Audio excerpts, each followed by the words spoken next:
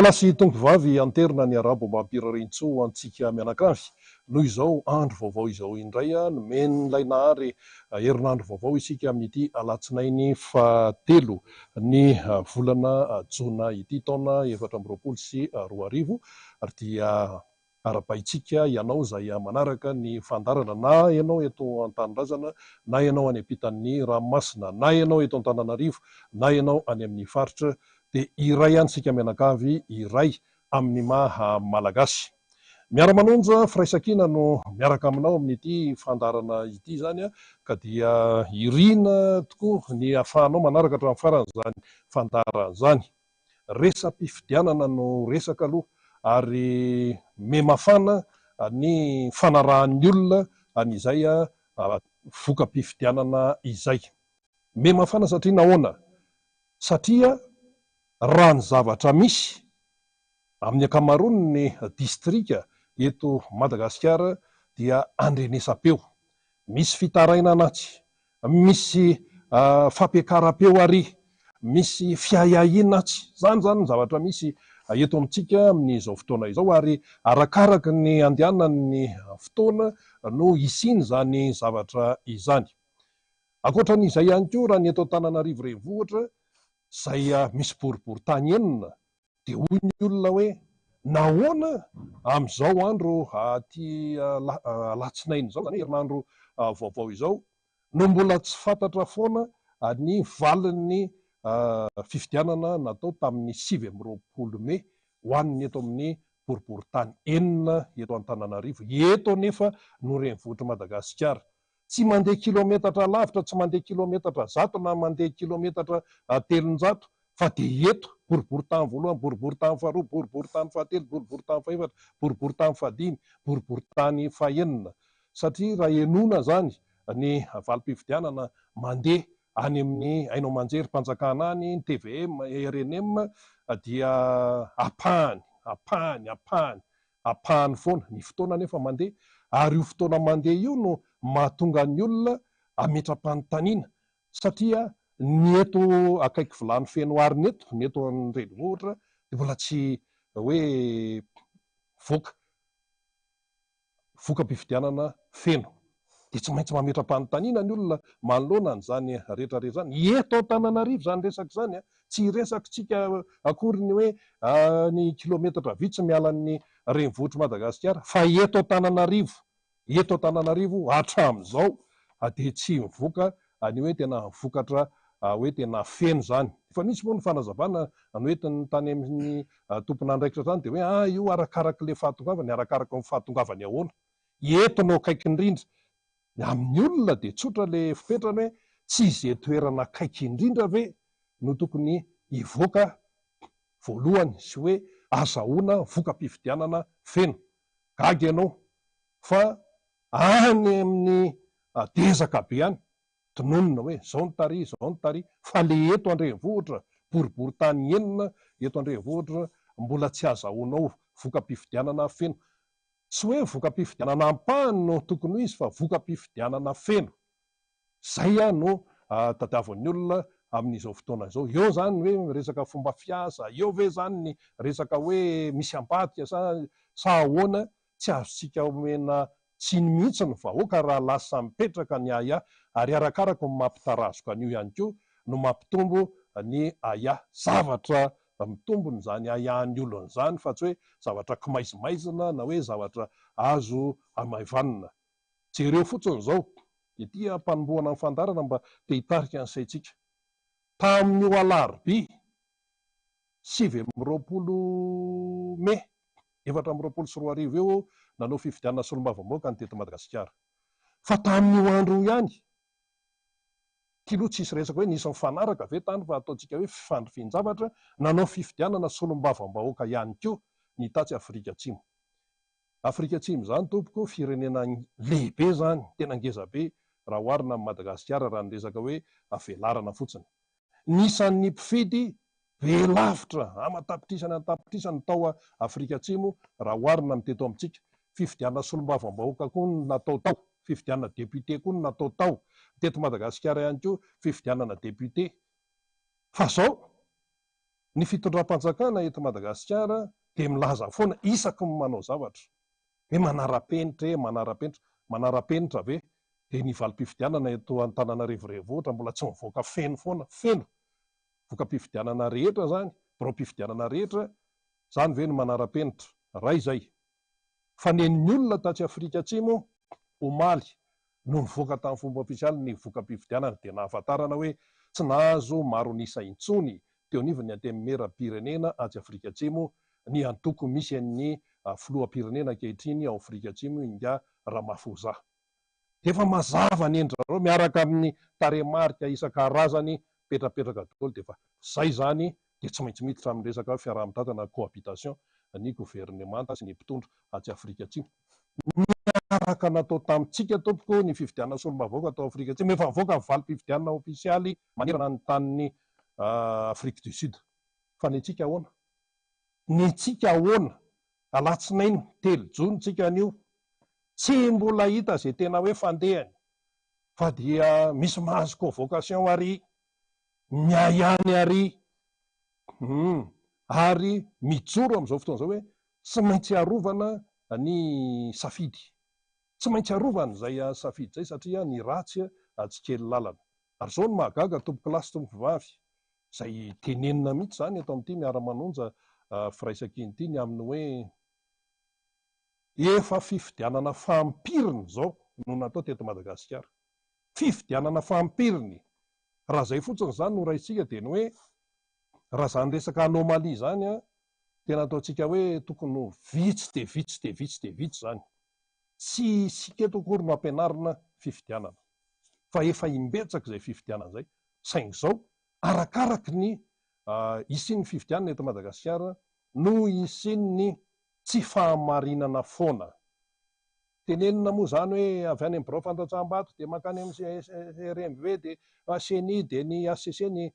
tompon'ny fanapahan-kevitra farany amin'ny rafim-pitsarana izy no mamoaka ny valim-pifidianana amin'ny fomba ofisialy. Fa mandrapahatonga any amin'ny HCC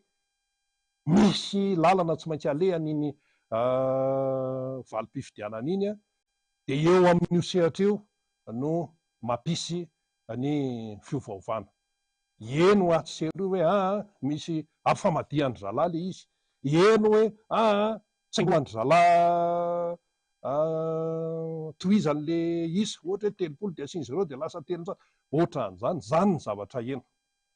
Dia zany zavatra zany dia tsotra ny dikany, mbola tena hoe mametraka ny vahoaka malagasy ho tsy mahay ninona, ho ambany, tena fanevatevana ny vahoaka malagasy ny fanaovana alatra sy ny fanodikodonana ny vokatry ny safidin'ny olona. Dia izao ilay fanontaniana anankiray lehibe, izao ny fanontaniana anankiray lehibe hoe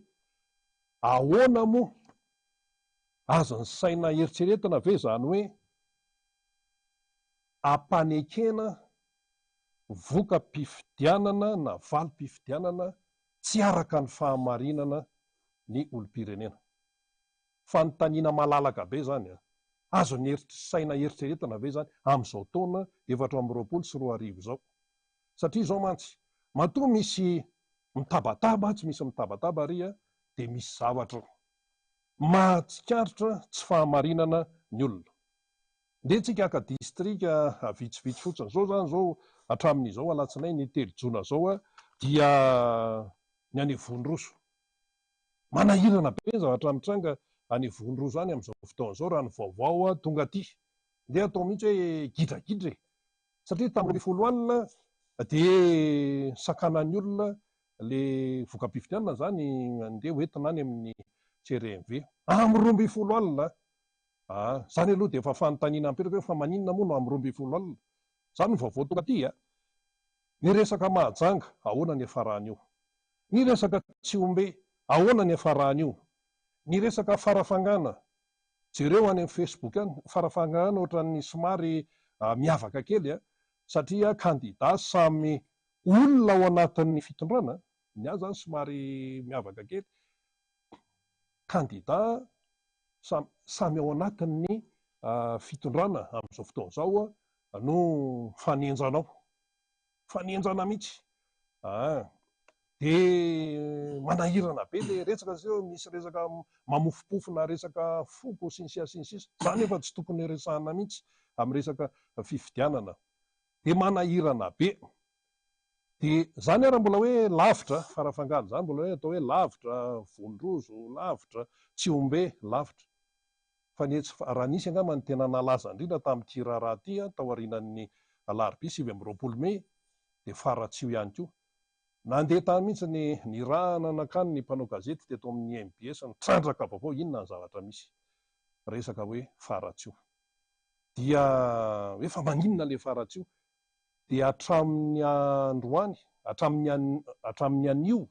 tamin'ny maraina teo hatramin'ny omaly alahady de mbola andrenesam-peo foana le resaka Faratsio. De hoy ny olona hoe fa inona ihany ary ty resaka Faratsio lava tsy isy farany ty, fa inona le resaka Faratsio, satria raha jerena ny avoka-pifidianana natao Faratsio zany dia inga mily no voalohany kandidahan'ny firaisan-kina, ary ny faharoa zany de ny kandidahan'ny Irmara i Lalatina zany, izay minisitra moa no fahalalantsika azy. Faharoa de ny fahatelo zany i Toaray zanaky Papasolo indépendant izy. Zay zany ny voka-pifidianana raha ny ao Faratsimo hitan'ny olona aloha hatreto moa zany atao hoe vokatra vonjy-maika io zany rehefa nijerena daholo ny vokatra tany amin'ny birao fandatsaham-bato rehetra any. Raha ny tokony hoe zany de tokony mangina ny resaka ao amin'ny distrika ny Faratsio, izay misy moa zany birao fandatsaham-bato hatrany amin'ny 200 ary Faratsio de misy commune 5. Zay le izy, de nanara-maso daholo ny olona. Ary raha ho an'ny firaisan-kina ho an'ny distrika Faratsio dia ny birao mpifidianana 200 de nisy délégué ary délégué nahazo fiofanana, zany hoe mahafantatra ny tokony ataony zao sy mahafantatra ny tokony atao araka ny lalàna, tsy hoe olon'olom-pona.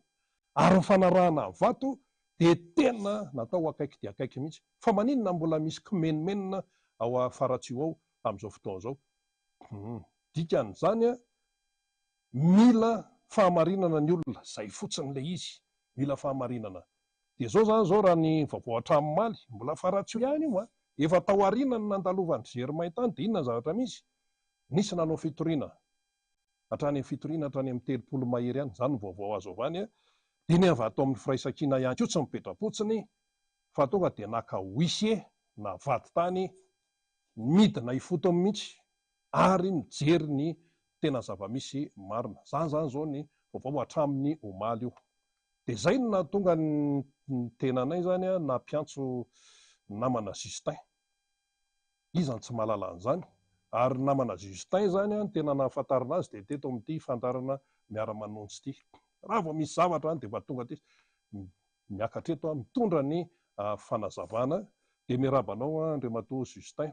tsy ianao moa zany no teo tonga eto fa ny tena no atao hoe nampiantso zany hoe mba miakary eto satria hatramin'ny omalo de mbola hoahoa be le resaka Faratsio ty inona no azo ambara zany hatreto aloha. Fa raha ny vokatra aloha zany de lany mazava mily zay kandida amin'ny firaisan-kina. Eny ary voalohany indrindra moa dia miarabanao misy erina ary miaraba vahoaka malagasy na ny eto toerana na ny any ivelany any, de miaraba ny teknisianina ihany koa nampita ny sary sy ny feo zay anatokatranotsika tsirairay avy, de miaraba antsika anatokatrano tsirairay avy ary miaraba ny vahoaka ny district ny Faratsio, indrindrindrindra ny commune sy ny fokotany misy anan'ny commune Vinanony. Ny fanontanianao teo hoe manahoana ny vaovao na Faratsio satria mahabe resaka moa izy io amin'izao fotoana izao ary mbola tsy mitsahatra mihitsy na amin'ny aina aman-jery na amin'ny tambajotra serasera. Voalohany indrindra dia nandeha ny fifidianana tamin'ny 20 ny volana May 2024 ary tena nandeha araka ny tokony ho izy marina satria raha ny avy aty amin'ny laharana fahatelo de efa nezahana araka ny fomba rehetra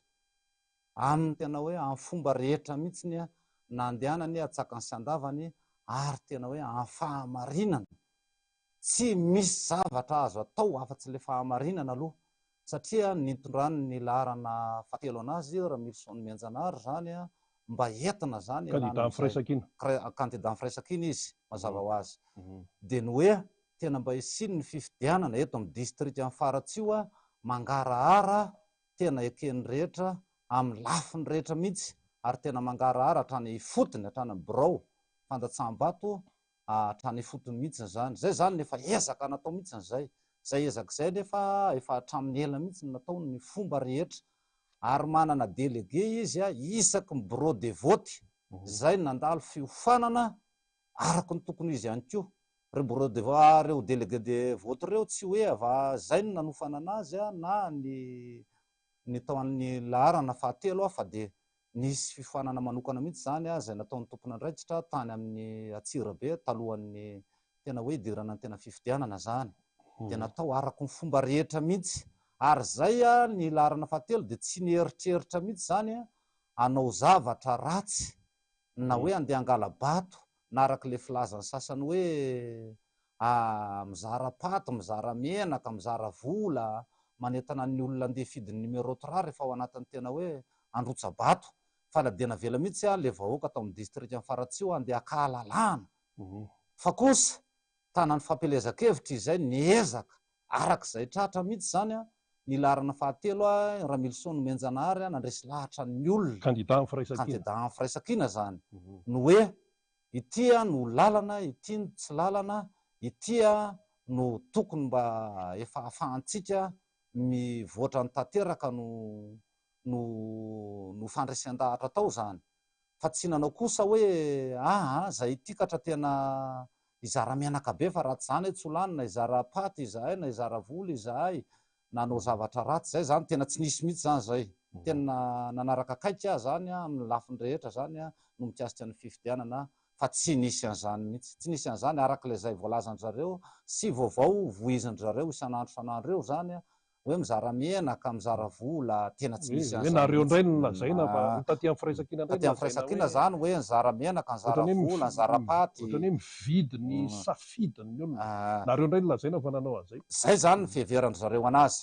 anefa raha ohatra zany ny zavatra natao tsy nanana an'izany zay satria ny candidat atao amin'ny firaisankina Ramilson Menjanary ane izy ane tsy mbola nitondra izy araky le lazay le anankiray hoe naniny ianao teo nandritry ny taona maro inona ny zavatra vitanao teto inona ny zavatra dia tanana navelana nataonao teto tao Faratsio zany nandritra n'izay fotoana maro zay nefa zay ny olona ny tanàna ny larana faharoa zany na ny vahoaka ny district Faratsio dia milazan'izany daholo izy ane mbola tsy nitondra ary izy mbola tsy teo an-toerany ka hoana moa na hanana fahafahana izy hanao an'izay fizarana menaka sy paty ary vary sy ny sisa zay voalazany zareo reo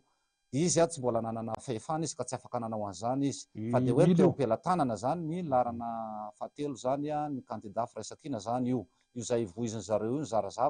zarazavatra ny zaramenaka sy ny sisa zay voalazako tetsaloha teo zay mbola tsy nanao an'izay satria izy mbola tsy nahazo fahefana tsinona na mbola tsy nitondra izy na mbola hoe mbola tsy teo an'ilay toerana hoe député izy fa dia hoe volan'izy mivady manokana no mba nampiasaina nanao an'izay rehetrarehetra zay vity zay sy nanaovana ny takany hoe pankarta sy ny déplia kely sy ny sisa nentina niatrika ny fifidianana zany tao anatin'ny firaisankina dia zay moa zany isorana amin'izy mivady tafotafo zay rehetrarehetra zay fa dia nanana fandavan-tena izy roa zany nanao an'izay raha resaka fizarana zany na resaka netomanana moa zany mazava ho azy fa tsy nanana an'izany izy satria izy mbola candidat mbola tsy teo amin'ilay toerana fa le fanovoizany reto zareo laharana faharoa anazy ny zavatra nampahagaga hoe zarany zavatra voalazako teo aloha zay dia zavatra nampahagaga izay satria izay rehefa tena hoe nanaraka akaiky tana ifotony zany tany ifotony zany na dia tamin'ny bureau de vote tany ifotony mihitsy ny hoe nisy hoe tato ny bureau de vote ronjato bureau de vote manerana district amin'ny Faratsio nalehanareo daholo nalehanay daholo misy olonareo daholo ary misy olona daholo misy délégué misy rehetrarehetra ray manontolo na ry zareo ankilany ihany koa reny manana an'izany complet mihitsy ry zareo tsy mbola vitan'izay hoe délégué zay zany na mifomba azotsona no tao anatin'izay fa dia misy fitandriny filaminana ihany koa zany manaraka akaiky le hoe tsy fandriam-pahalemana hoe milamina ve tato bureau de vote tahaka an'izao tsy milamina ve tato Ka zany zavatra mampagaga hoe mbola misy zavatra tsy fanarahan-dalàna tao anatin'izay rehetrarehetra zay. Dia zay zany mampametram-panontaniana ny vahoaka ny distrikta Faratsio hoe dia taiza zany reo mpitandro filaminan'ireo a, taiza ny délégué, taiza ny mpanaradian'ny laharana faharoa sy laharana faharoa mbola ahitana an'izay resaka zay hoe tsy manara-dalàna ny candidat amin'ny firaisan-kina laharana fahatelo tao anatin'ny distrikta Faratsio. Anefa kosa hoe dia taiza zany reo mpitandro filaminana, taiza zany ny délégué andry zareo, taiza zany ny olona manaradiandry zareo tamin'ny Isambato na tamin'ny hoe ny fandatsaham-bato no nijeran'ny vata mangarahara hoe io ny vata mangarahara fa tena hoe vida tanteraka transparence tsara ny ao anatiny. Nefa mbola lazain'zareo nisy le alabato, misy hoe précoce aiza daholo zany rehetrarehetra zany, fa nga mpitondra teo anatin'le fanjakana nga le firaisan-kina ka hoe afaka naka le vato par silence tarina naka vato afisokosoko tarikatra nafahana nanao an'iny photocopie na hoe nanao an'iny précoce iny na hoe nisy marika de voalohany iny namenan'ny olona nafahan'ny olona nandatsaka anazy tao anatin'le vata mangarahara. Zay zany no zavatra tena mampagaga an'izy ity misy erina raha tena manaraka le vaovao tsika. Firaisan-kina tao Faratsio indray zany zay amin'izao no lazaina hoe tsy nanara-dalàna. Zany hoe zany raha ny tena izy zany a, le firaisan-kina zavatra nanao zavatra nanara-dalàna zany a sy nanaraka ny tena norma rehetra sy nanaraka procédure rehetra zany a no lazaina indray a fa nanao an'ireto fahotana mahafaty reto hoe ity olony ity indray no nangalatra, ity olony ity indray no nanao an'ity alabato fizarana paty sy menaka kely sy ny sisa sy ny zara vola tariam-badika indray a no nanao fahotana mahafaty a dia niezahany zareo tato amin'le laharana faharoa ireny hoe nangala-bato a dia hoe nitoriana indray zany, zay zany le hevitrindry zareo. Dia gagagaga ihany zany Firaisan-kina indray zany zao nitoriana, ny firaisan-kina indray zany zao nitoriana zareo satria tsy nanara-dalàna. Zay ny zavatra misy zany a, za tsy mitantara zavatra tsy misy fa zay ny zavatra misy amin'izao tsika raha manaraka ny hoe vaovao avy any amin'ny distrikta Faratsio zany a, ny vahoaka malagasy indrindrindrindra fa ny any ivelany rehetra any a dia manaraka antsika amin'izao fotoana izao. Ka zay ny zavatra nampahagaga anay any amin'ny distrikta Faratsio hoe fa inona moa ny zavatra nisy tato no ry zareo indray a no mamadika an'izy hoe ny firaisan-kina indray a, ny candidat amin'ny firaisan-kina indray a no mangalatra aty amin'ny distrikta Faratsio a no tsy nanara-dalàna, tsy nanaraka ny tokony ho izy a, tsy nanaraka ny fifidianana araka ny tokony ho izy. Firy tsara moa le elanelam-baton'ny Dadamily sy Lalatiana? Eo 2,000 mahery, 300 sy 2,000 mahery kely eo eo. Zay zany a le ofisialy. Izy ny voalohany a, Président Mily a, dia ny faharoa i Lalatiana. dia ny fahatelo a i Toaray Papasolo a. Zay zany zao filaharany ao amin'izao tsika miteny zao. Zay zany a navoaka ny seni a tamin'ny sabotsy a tamin'ny ray. Zay zany le izy. Dia io ny elanelana. Zay zany ny voka-pifidianana navoaka ny seni a tany fotony. Dia zavatra nampagaga indray misy fivadihan-javatra be zany nanelan'zay rehetrarehetra zay a, dia lasa tena mampatonga le vahoaka lasa miakapofona be le vahoaka ny distrikta Faratsio hoe tia ny zavatra misy tato a ka lasa tahaka an'izao indray le izy. Dia lasa tsy mampilamin-tsaina le vahoaka ny distrikta Faratsio satria matoa le olona miakapeo zany a na miakatrafo ohatr'izany le olona hita le izy fa tena marina.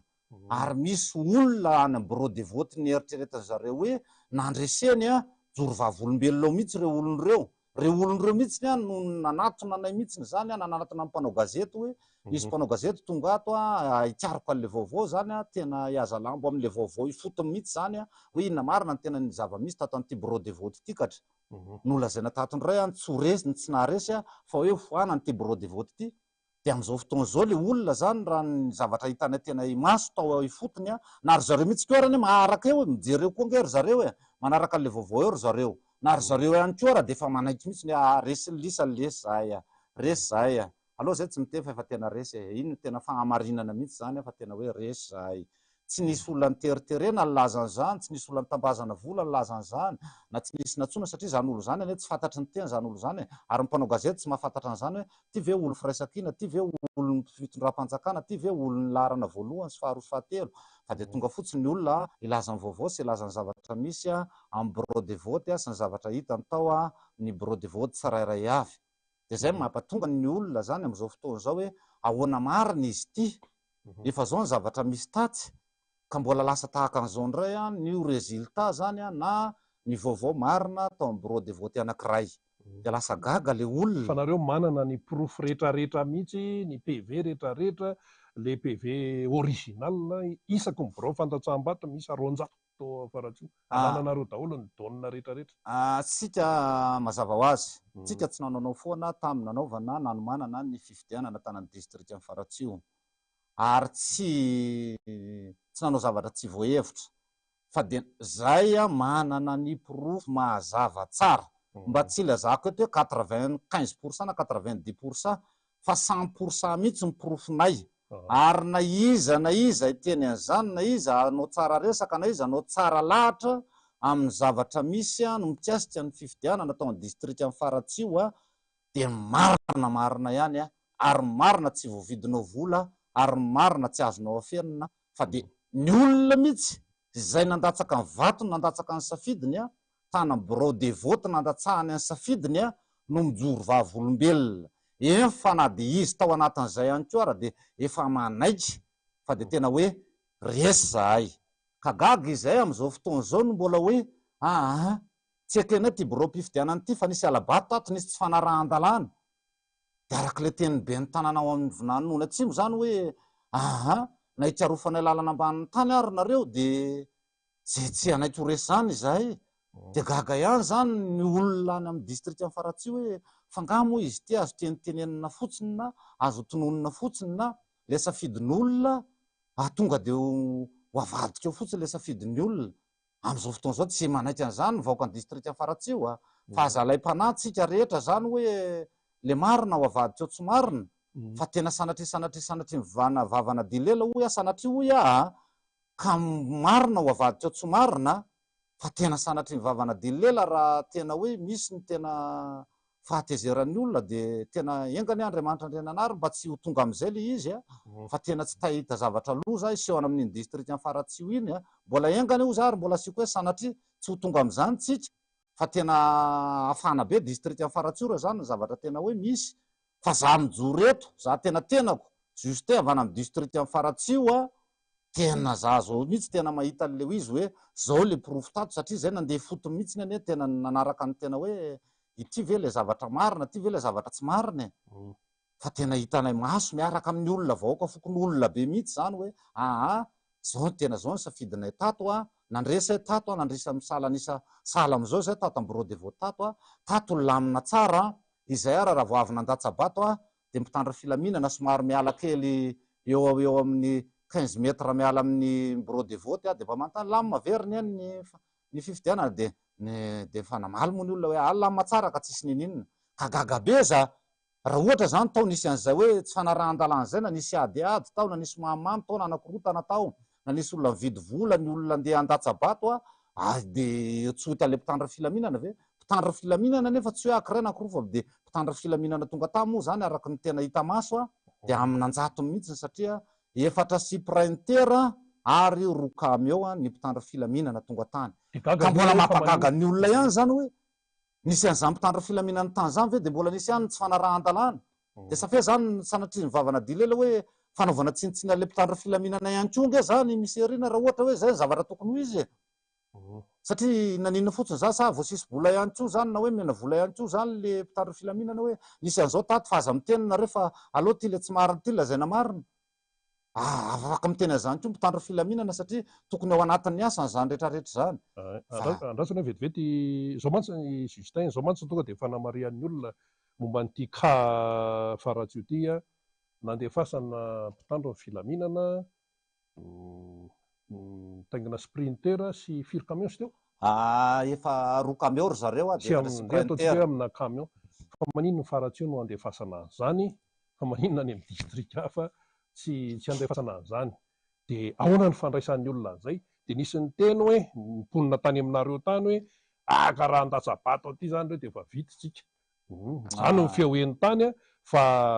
ohatrany tsy tonga hatramin'izay aloha izy fa hoe tena nandray andraikitra ny fokon'olona tany Faratsio tamin'ity resaka maramila vetivety. Za aloha voalohany indrindra aloha hoe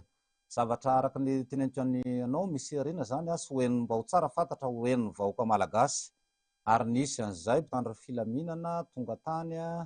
amin'ny district amin'ny Faratsio zany dia raha araka ny loharam-baovao vao azo moa zany dia ny hoe ho tonga teo ireo mpitandra filaminana ireo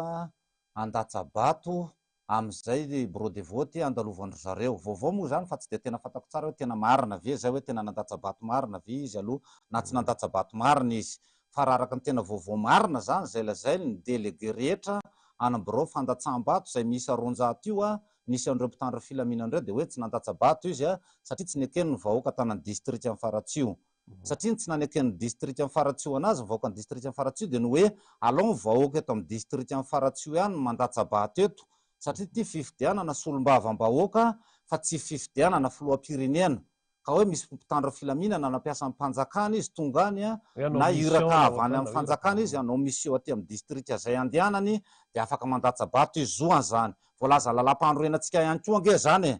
Fa ity fifidianana solombavam-bahoaka ao anatin'ny district misy amin'ny Faratsio. Tsy nanaiky mihitsy aloha zany. Tsy nanaiky ny vahoaka amin'ny Faratsio tsy mahazo mandatsabato ary zareo. Fa afaka kosa izy a mitandro ny filaminana arak'izay baiko sy asa ny toto-tsaina ty amin'ny district Faratsio. De nanao an'izay izy a tsy afaka nandatsabato zany ny mpitandro filaminana tany amin'ny district Faratsio a, fa de nanao ny asany atsaka sy andavany ny mpitandro filaminana tany Sorokazy be debe aloha zay. Nefa kosa ny tany Faratsio nandefasana. Nefa kosa eo indrindritsika. Nefa kosa zavatra tena nampiao ao vavam-bahoaka tanany district amin'ny Faratsio zany hoe nandeha ny fifidianana ny fandimbo tanany district amin'ny Faratsio hatramin'izay na fifidianana solombavam-bahoaka na fifidianana filoham-pirenena na be ny tanàna tsy nahitana an'izany atao hoe mpitandro ny filaminana amin'ny camion hatramin'izay fa de hoe mpitandro ny filaminana zay miasa ena toerana ihany manao an'ny asa na fifidianana filoham-pirenena na fifidianana be ny tanàna. Fa saika nampahagaga ny vahoaka ny district amin'ny Faratsio de hoe naninona ny nandefasana mpitandro filaminana amin'Anjatona amina camion taty amin'ny district amin'ny Faratsio fa nisy inona taty? Tany miady ve aty? Tany tsy milamina ve le district amin'ny Faratsio no andefasana zany? Nefa etsy ny mpangalatr'omby isanandro misy isanandro zay retsika amin'ny vaovao na amin'ny tambajotra na amin'ny aina aman-jery to jereny zalahy fotsiny ny olona milaza an'izany ny olona milaza an'izany eo a vahoaka ny district amin'ny Faratsio anefa fifidianana milamina be andefasana an'ireny zahay. Tsy mety aminay aty satria lasa ohatrany hoe mampiorooro an'le vahoaka any amin'ny district amin'ny Faratsio a sy hanambany ravinkazo any ny mpitandro ny filaminana tahaka an'izay. Zay zany ny zavatra tena misy any amin'ny district amin'ny Faratsio a amin'ny tamin'iny fotoana ny fifidianana tamin'ny 7 volana May 2024 iny. Ziskitsika mbola hatramin'izao a mbola miandry ny valim-pifidianana zay mbola tsy tamarina hoe aiza marina le tena fahamarinan'izy ity. Tahaka an'izay zany ny zavatra miseho zany misy erina amintsika miteny zao satria za vao maly hariva moa tonga teto fa de nanaraka an'izay vaovao rehetra zay a zay a natoerana amin'ny mikasika ny fifidianana iny. Toy an'izay ihany hoe nareo zany a ny firaisan-kina tao Faratsio indray a no toriana. De nanoloana an'izay nareo a naka huissier na vaty tany. De hoe tonga tany huissier de manao ny asany mba hazavao kely zay hoe inona ny antony nakana an'izay fepetra aloha nanoloana n'le fitoriana nahazo anareo zany. Sotranao nametraka le fanontaniana tonga de avy hatrany de valiko noho ny zava-misy arak'izay voalazako teo aloha teo zay no hoe izahay a nanana ny fahamarinany a hatramin'ny andohany ny fifidianana ka hatramin'ny zisika atsika miteny zao nanao ny fahamarinana rehetrarehetra. Raha atao zany ty hoe porofo fahamarinana sy tsy fahamarinana ty de ohatrany hoe le gisala nangalaketsy tiako le nangalaketsy andray no avava zay zany zao ty raha hoe zay oabolan'izay zany no ilazana anazy satria no izay zava-misy zay hoe izay nanany fahamarinana indray tao anatin'ny firaisan-kina no lasa no toriana indray lasa nanaovana fomba tsy de mendrika loatra ary tsy de soatoavina malagasy mantsy zay raha ny tena hoe ny marimarina kokoa de tsy maintsy naka huissier izahay a nanao ny fanadihadiana rehetra hatrany fotony mihitsy hatrany fotony mihitsy zany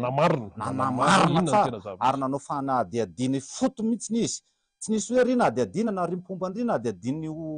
huissier io na iry a fa zay olona rehetrarehetra tao anatin'ny bureau mpifidianana na bureau de vote a nahitana an'le voalazako tetsy aloha hoe nahitana an'le fahamarinana nefa lasa tsy fahamarinana indray zavatra nisy tao a de nanao fanadihadiana any moa ny huissier sy ny rehetrarehetra misy ny avocat sy ny rehetrarehetra moa zany efa anatoerana daholo ny rehetrarehetra am'izao tsika miteny zao a manao an'izay jery akaiky mba tsy hanao an'le hoe lakilosy tokana na feon'olo tokana zany ahitana an'le fahamarinana de manao an'ny asany izy a tsy akiteritery izy a tsy tenenina hoe tsy maintsy ty marina ty avadio tsy marina raha ohatra ka manao anazy ianao fa de menakahalalahana izy manao an'io asan'io izy amin'izao tsika miteny zao mba tena ahitana tsara le fahamarinana ary le fahamarinana ane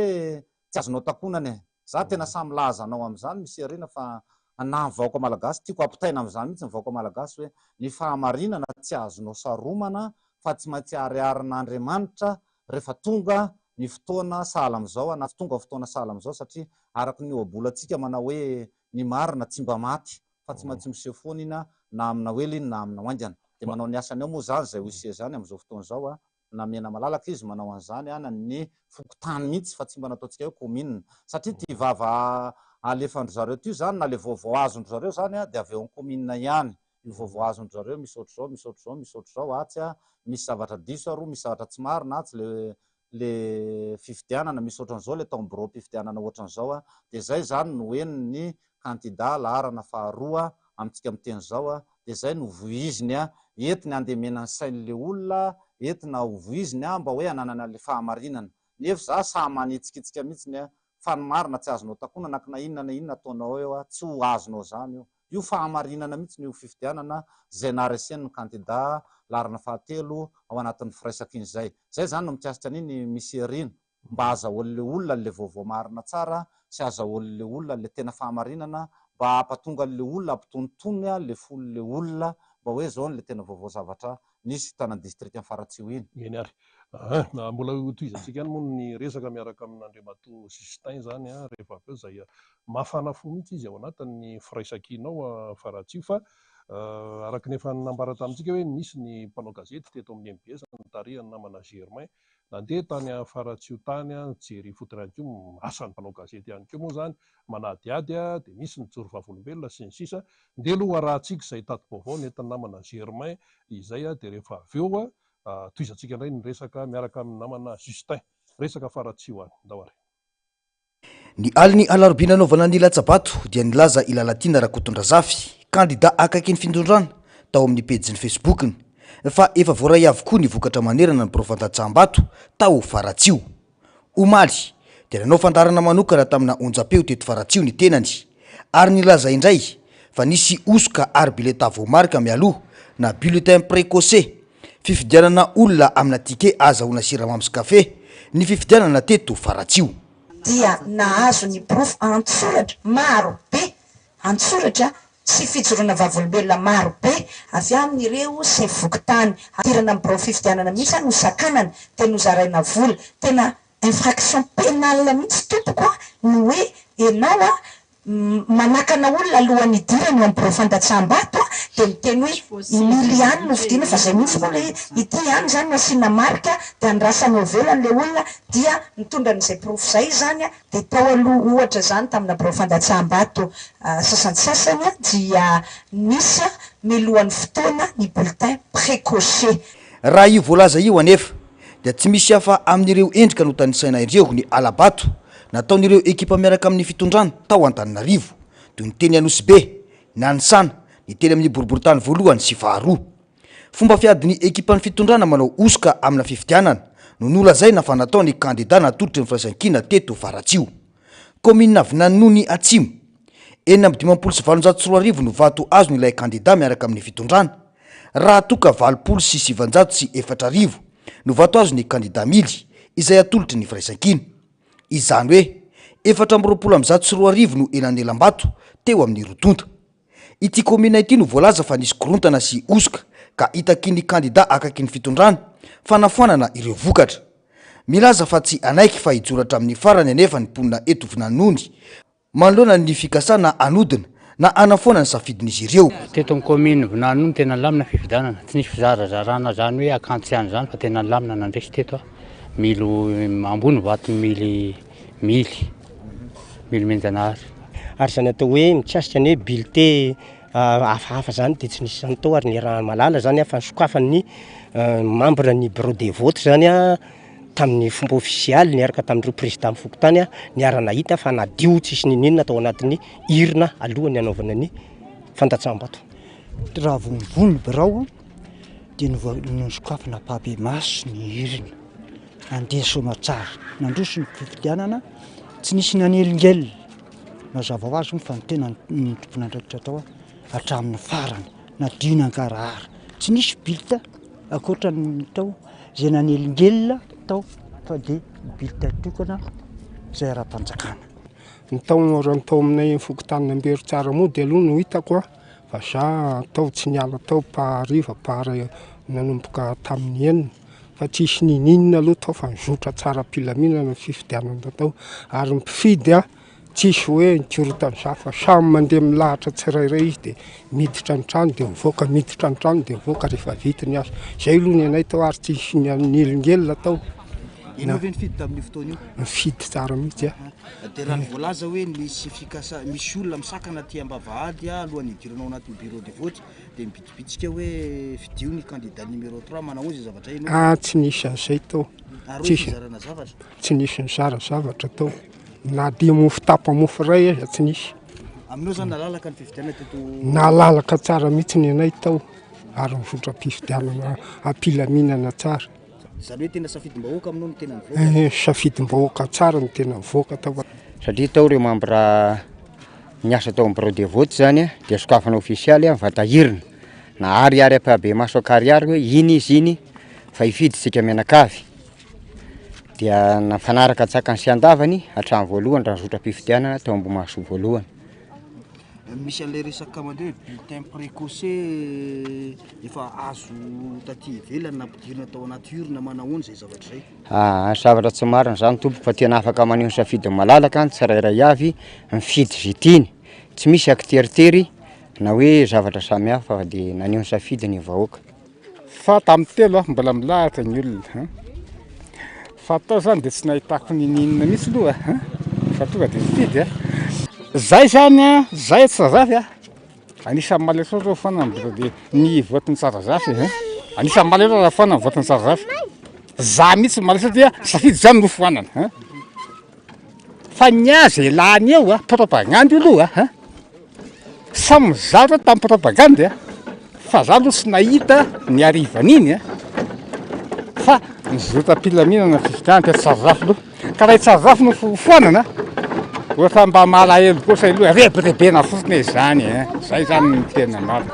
raha neny aminay aloha de mba malahelo ny tena ary anisan'ny hiaro an'izany satria nosafidina le izy tsisy andambazana fa mijery propagande ianao eny amin'ny an-tany eny de mba mijery izy mety laniny eritreritra ny tena de mba hisafidy nefa hisafidy ko maninona ary raha zay nataonko mana raha tsy nasina fifidianana fa tonga de mifanana hoe loranina no apetraka de tonga de tsy nasina fa tsy nirebirebena ny vahoaka eny ary aty amin'ny fokontany mananety vohitra indray no misy anay amin'izao fotoana izao manoloana indrindra izay hoe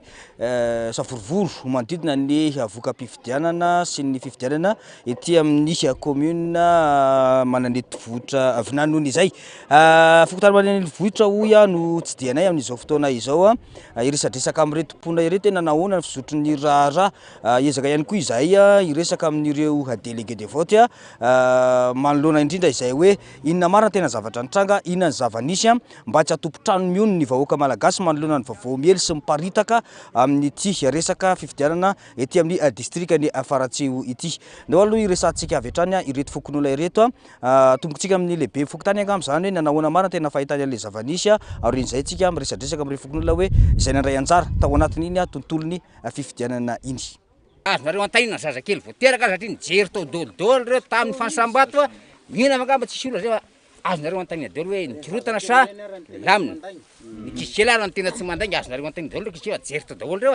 ary za samy teny aminareo hoe tsisy kirotana teto fitana mahita fa lamina ary zotra pilaminana fifidianana nisy andary mangady eto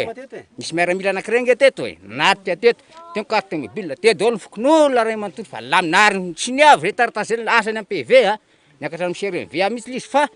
ary tsy niavy ny délégué tsy niavy ny rehetra fa lamina ary zotra pilaminana fifidianana nidy tamin'ny 2000 nisy bulletin précoce niparitaka be de be taty aminareo zany hoe vato efa voamarika meloha zany fa nampidirina tao anaty urne fotsiny ianao zao lehibe pokotany miresaka zay mety tsy nahita an'izay aloha mihina fa hoe zay zavatra ingana président de vote nte responsable zay fa mihina aloha tsy maro zany tsisy an'izany teo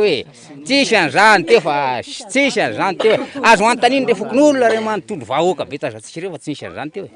nandritra ny fotoana zay tao anatin'ny andron'ny fifidianana teto amin'ny EPP Ambatomay ty fokotany mananety vohitra de nizotra pilaminana nanomboka tamin'ny 5 ora sasany maraina ka hatramin'ny 5 ora sasany hariva. Tsisy nikorotana ankapobeny satria teto toerana de nisy ireo mpitandro filaminana zay atao hoe nandrindra zay fifidianana zay, ka tsy nisy ny atao hoe korotana na ohatray teto fa lamina tsakasandava ny fifidianana teto aminay. Zay no azo lazaina tompoko. Misy an'le hoe resaka bulletin précoce na karazana hoe vato efa voamarika na ampidirina tao anaty urne manao onzy zavatra zay satria ianao tao anatiny. Tao anatiny za fa za aloha de anisan'ny assesseur 2. Assesseur 2 ny asako tao de anisany ihany koa nanasinoa le bulletin unique satria misy anankiroa manko le manasinoa an'izy iny, de za anisan'le nanasinoa le anankiray fa tsisy bulletin coché zany tao fa bulletin mbola tsisy mbola vierge daholo zany filaza azy moa zany. Zany hoe urne vaovao mihitsy zany. Urne vaovao mihitsy no nampiasaina. De ny bulletin mbola tsisy bulletin voacoché zany tao fa bulletin mbola natsara daholo. No mampitandro filaminana anay moa de zay ny anaramaso sakany sy andavany, fa de tsy nahita mihitsy moa zany hoe korotana satria zay manaramaso ny sakasakanareo hoe misy fizarana tsy ary hitanay mihitsy aloha zay. Afa takan'ny feritreritray de te milamina sakany sy andavany ny fifidianana.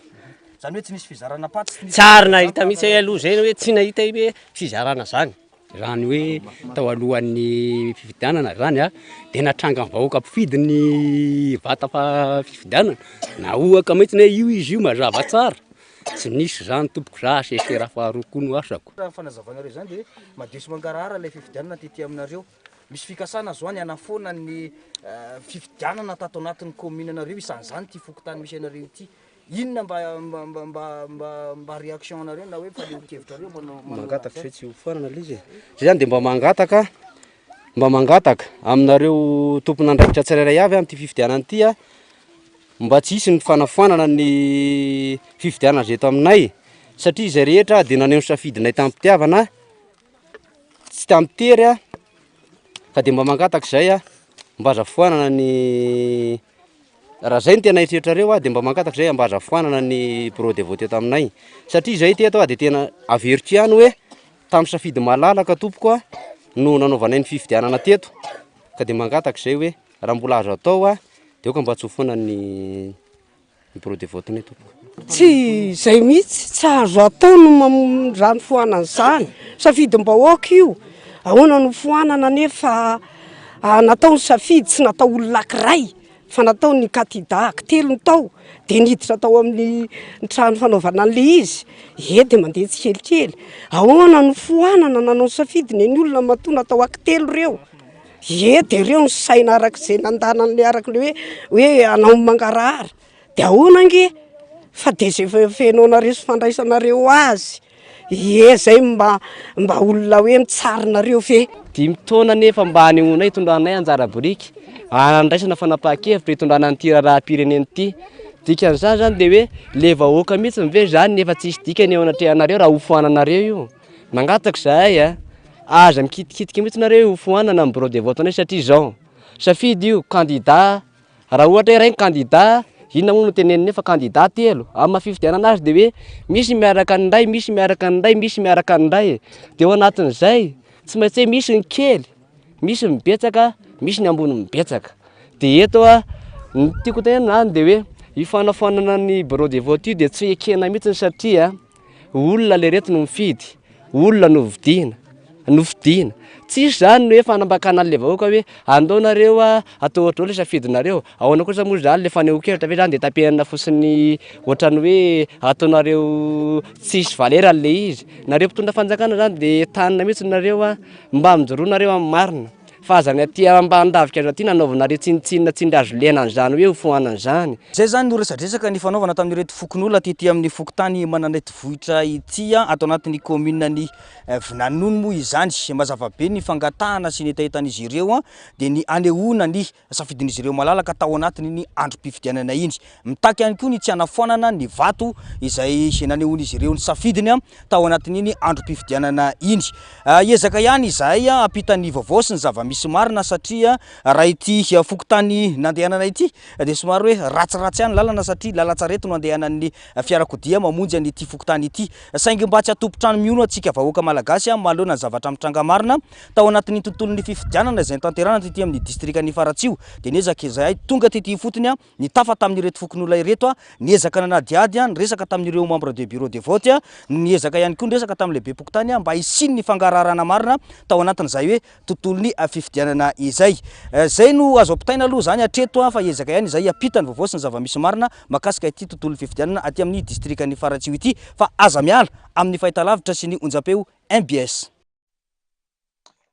Isaorantsika be deabe namana Germain Nomenjanahary sy ny ekipa rehetra nakany amin'ny Faratsio tany zany mitatitra an'izay vaovao izay teny ilaina mihitsy reny namana Justin satria raha ny teo zany miteny ny nisy membre bureau de vote ny teny teo filoha-pokotany ary ny teny teo nisy sefo-pokotany, teny teo renim-pianakaviana, ny teny teo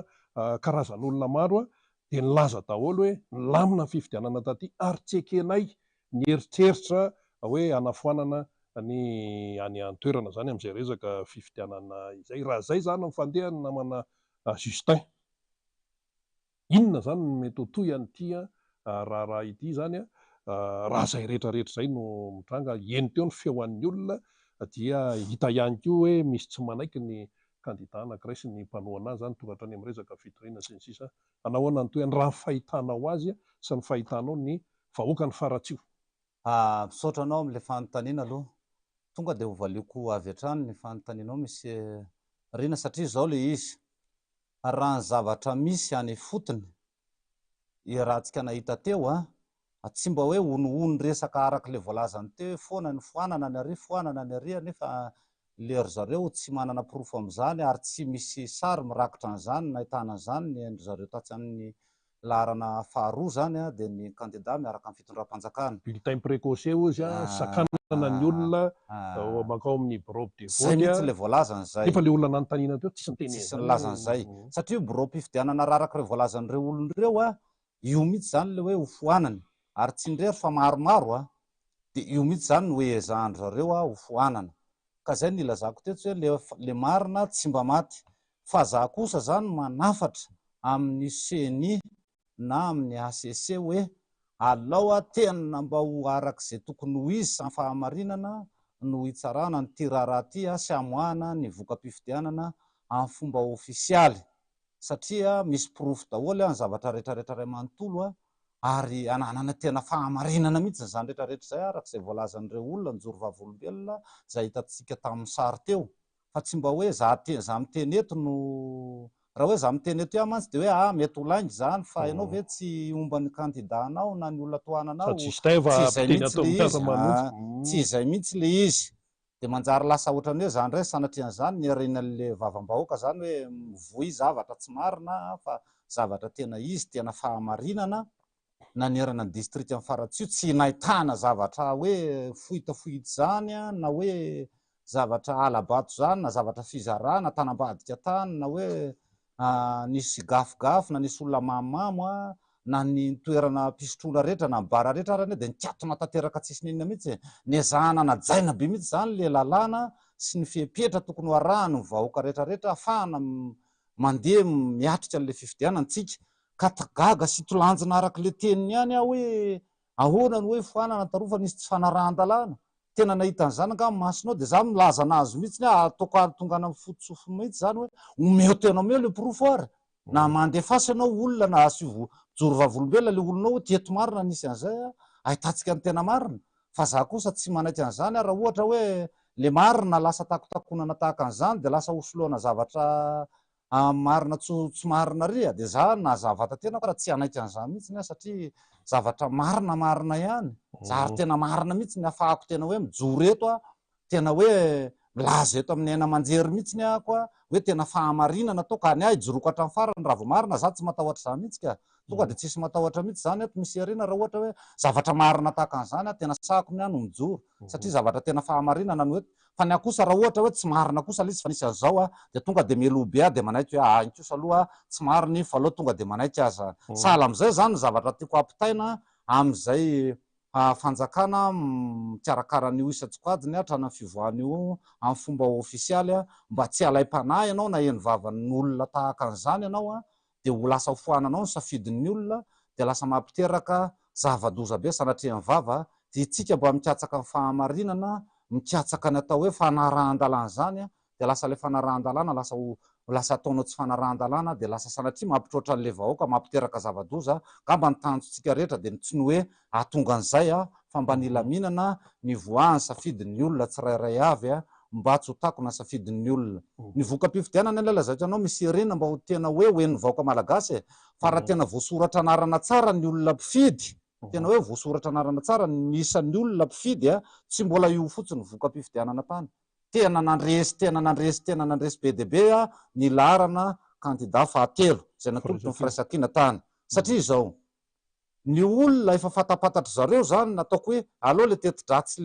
le zavatra lazainy teo zany le teti-dratsy nataondry zareo zany dia niezahana tsy nisoratana tao anaty lisy-pifidianana amin'ny resaka lisy-pifidianana indray zay amin'ny resaka lisy-pifidianana zany mba azahoan'ny mpiaino antsika azy mba ho reny zao tontolo zao dia ny hoe ny lisy-pifidianana ny olona tokony andeha fidy lasa tsy nisoratandry zareo satria efa fatapatatryndry zareo zany le izy hoe ty olony ty mandeha manohana an'ireo olondry mandeha fidy an'ireo olondry dia tsy nisoratany fa ny justin kosa ngamba voasoratra ny voasoratra satria fantatra ka dia tsy maintsy voasoratra mazava ho azy satria zao nahafantarana zany misy olona tokantrano anankiray zao faratsio ao zanaky ny dadany sy mamany valo sivy izy dia anankiray ihany voasoratra tao anatin'ny lisy-pifidianana fa tsy voasoratra tao ny sisa zany hoe valo ambiny zany tsy voasoratra nefa feno taona tsara efa mihoatra ny 70 taona raha ny akamaroan'ireo olon'ireo dia lasa tsy voasoratra tao anatin'ny lisy-pifidianana satria fantany hoe ty olony ty hifidy an'ity olony ty dia tsy nisoratandry zareo zay zavatra mahampanahelo zany ny zavatra tahaka an'izany hoe aiza mariny ty fahamarinany ty satria le olona zany raha mifahitana azy fa miezaka le olona zany mba manao an'le fahamarinana sy le zavatra mahitsy ary niezahana kandida tao amin'ny firaisankina larana fahatelo mihitsy zay zavatra zay hoe aloha andeha ny fahamarinana mihitsy ntsika mba tena iseho eto le tena marina ahafahana mba tena hoe fahamarinana nanjaka aty amin'ny district amin'ny Faratsio fa na dia hoe ho an'ny vahoaka malagasy mihitsy ny ary sy ny vahoaka mpiray tanindrazana amin'ny tena faraparany raha jerena zany zao le commune Faratsio dia le commune sivy dia ato amin'ity le hoe Vonanony Miandrarivo Ambatofotsy no tena be mpifidy ka raha ohatra zany hoe am'ireo no foanana mety tsy mbatika ny raharary satria ireo zao no tena be mpifidy indrindra raha ny isa ato zay nilazako aminao hoe tena mangataka amin'le fanjakana mihitsiny batao le tena fahamarinana ny voaka eo fa raha sanatria zany izy io lasa tahaka an'izay tia ny avadika ohatra avadika eo makatsy le ataroa tena tsy tahita zavatra tena hoe loza fa jeza dia tena hoetika mambavaka isanandro ny hoe loha tena le fahamarinana mahitsiny mba hisiny ny hoe tena hoe milamina le vahoaka satria araka le voalaza le olona njoro vavolombelona teo hoe tena tamin'ny fahamarinana tsisy korotana zay aza ozy voavy mifidy dia nanontaniany mpitandro filaminana tery velany tery hoe lamina tsara veriny eny dia hoe tena milamina ny fifidianana sahala amin'izay zany ny zavatra misy erina amin'ny akapobeany raha mikasika ny fifidianana tao amin'ny district amin'ny Faratsio eny ary soratsika namana Justin zany nitondra an'izay fanazavana izay fanampiny ilay nijoro vavolombelona teo tamin'ny fanadiadiana ny namana Germain sy ny ekipa tany Faratsio tany angamba kosa tsy hiteny indray ny ambadika any hoe vavolombelona mandainga na ohatr'izany fa ireny ny arahana hita teo ireny ilay izay isaorana ianao namana Justin dia ho hitantsika eo zany nitoyany amin'ity tantara mitoyany Faratsio ity eto am-pamaranana dia misy ihany koa ny vaovao vao azo ihany koa avy any Parafaravola nampitainy ny namana Raeksa ihany koa moa zany efa mpiakatra eto izy ary mampita vaovao fa any toerana any izy amin'izao fotoana izao ny amin'ny hoe misy zavatra tsy milamina ihany koa zany ka nahatonga ny kandida ny député Rabekijana sy ny ekipa niakatra aty Antananarivo mihitsy vao tamin'ny maraina teo zany vaovao zany satria misy resaka hoe osikosoka sy ny sisa ary araka ny teniny namantsika Justin va any Faratsio teo ny amin'ny hoe iraisan'ny vahoaka malagasy eny ny hoe fahamarinana alohan'ny fahamarinana tompoko no hivoaka fa aleon'ny lainga sy leon'ny alatra ny vahoaka malagasy zay le izy aleon'ny fahamarinana no hivoaka sy azava tsara ho an'ny rehetrarehetra satria tsy mendrika an'izany resaka hoe alatra izany intsony sy fanodikodona an'izany intsony ny vahoaka malagasy, na ny any Faratsio na ny ao aminay ao Sabonamy io na eo amin'ny boriboritany voalohany eo amin'ny metra ianitra io na any amin'ny boriboritany faefatra misy an'ry Rinandriamasinoro na ny any amin'ry Todsoa any amin'ny boriboritany fahenina io na ny any Tsiombe io na ny any Vonorozo io na iza fahamarinana no takiny ny vahoaka malagasy. Ary eto dia tsara mametraka ny amin'ny hoe mabetsaka ihany ny firenena manao fifidianana tompoko. Io zao vao aingana kely teo niaraka tamintsika hoe Afrika Atsimo. Dia tsy menatra ve ny eto Madagasikara sy izay rehetra hoe mahatsiaro manana andraikitra no mbola izany no vaovao mivoaka momba Madagasikara ny velany. Hoe isak' izay misy fifidianana ao Madagasikara ao dia andrenesana foana hoe fanodigodonana, andrenesana foana hoe tsy fahamarinana amin'ny lafiny maro sy ny sisa. Mahamenatra izany. Ary le izy ny vahoaka malagasy izay liam-pivoarana sy te hiaina ao anatin'ny fahamarinana lasa kofroka ao anatin'le izy. Satria rehefa tononona ny anaran'i Madagasikara eo amin'ny sehatra iraisam-pirenena dia isika mianakavy ny samy hafa baraka eto. Fa izay manao ny tsy fanao, izay mangalatra, izay manodikodina any ambadika any dia lasa mialokaloka fotsiny ao anatin'ilay raharaha. Madagasikara nefa ankehitriny eto namarana anazy dia faharoa miala avy any amin'ny farany. Gisitra zany tsika. Ka izay atao rehetrarehetra eto tsisy raha manjary. Dia amin'ity zany ty sehatra ity mba ahafahany vahoaka malagasy maneho ny safidiny entina hanovana ny zavatra tsy mety dia io indray fa ahitana an'izao etsy sy aroa. So ihany aloha fa mbola misy Andriamanitra mijery antsika ary tsy mahavoy antsika, manana fanantenana foana isika vahoaka manoloana an'izany rehetrarehetra izany. Ary dia izay no entintsika mamarana ny fandarana tamin'ity indray mitoraka ity dia mirary soa antsika mianakavy samy tain'Andriamanitra veloma tompoko.